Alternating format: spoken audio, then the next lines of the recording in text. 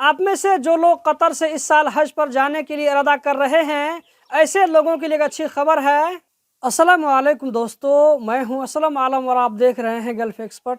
दोस्तों, इस वीडियो में कतर के बारे में कुछ लेटेस्ट और इम्पोर्टेंट अपडेट आप लोगों के साथ में शेयर करने वाला हूं, तो वीडियो को लास्ट तक ज़रूर देखें।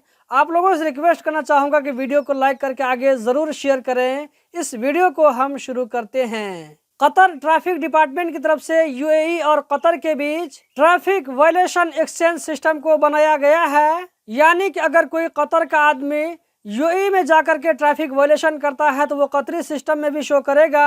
इसी तरह अगर कोई यूएई का ड्राइवर कतर में आकर के कुछ गड़बड़ करता है तो ये कतरी सिस्टम में शो करेगा ही साथ ये वायलेशन यूएई गवर्नमेंट को भी अपडेट कर दिया जाएगा।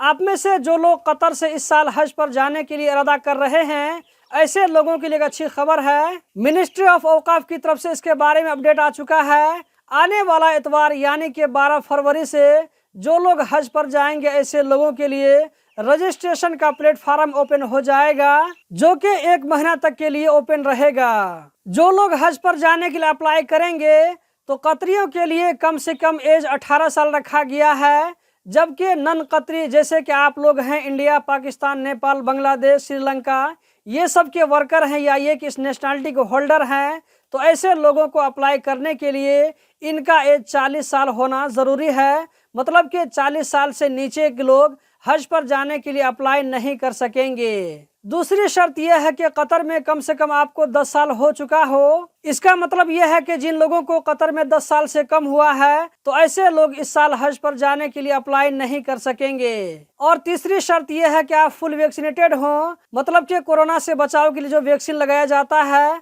आप फुल वैक्सीनेटेड हो। इस न्यूज को देखने के बाद मैं औकाफ की वेबसाइट पर गया था, लेकिन वहां पर इस साल के बारे में कोई शो नहीं कर रहा है, मतलब कि अप्लाई कैसे करेंगे अभी तक इसके बारे में कुछ शो नहीं कर रहा है।